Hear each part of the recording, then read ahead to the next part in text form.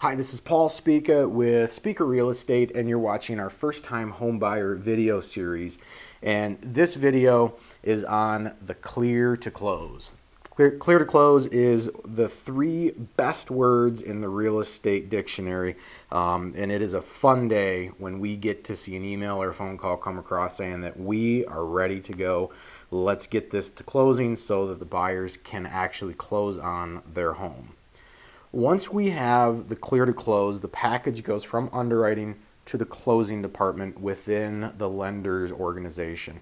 And the closing department will start to compile all of the necessary documents that are going to be required from the lender's perspective at the closing. And the closing department will work with the title company. The package, the closing package or the closing documents will be sent from the closing department to the title company. Part of the title company's job is to compile all of the necessary documents, both lender and transactional documents, put them all together, make hard copies, and have everything prepared for the actual closing. Including in the closing documents is a closing statement. Currently, we use a document called the HUD-1, HUD-1.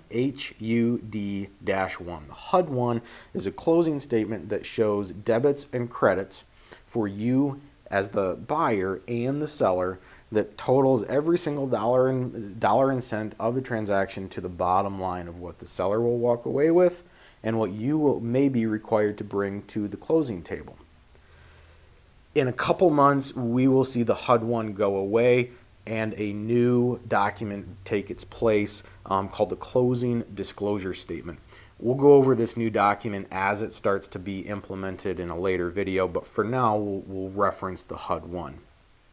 The title company will work with your lender to prepare all of the documents and the closing statement.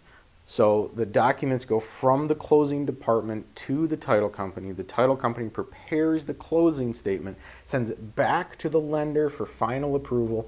They give their approval to the title company, and then the title company says, we're ready to go. Let's schedule a closing time. Once we have a scheduled closing date and time, you'll need to communicate with your lender or your real estate agent on a couple things. First, you need to know where the closing is actually going to take place. It could take place at the real estate offices, either the buyer or the seller's real estate office. It could take place at the title company. It could take place at an attorney's office or a remote location. With technology today, we can do closings just about anywhere. You'll need to know where the closing is. You'll also need to know how much money you'll need to bring as the buyer to the closing table.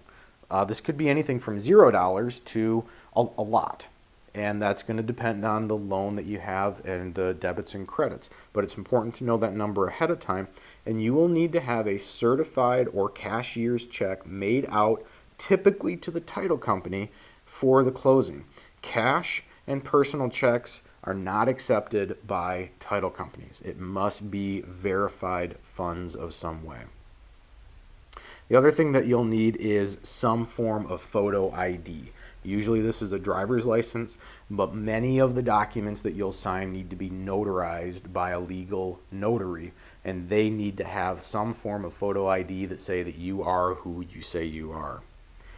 Always, always, always contact your lender or contact your real estate agent prior to closing.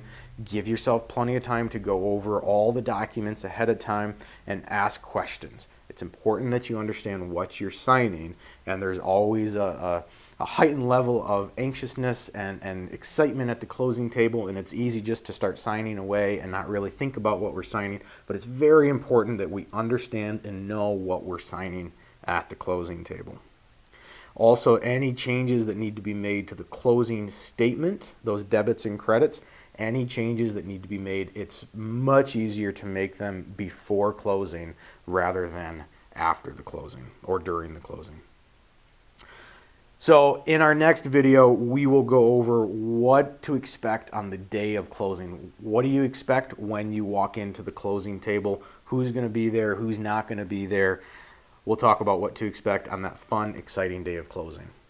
Thanks for watching. This is Paul Spica with Spica Real Estate. We'll see you next time.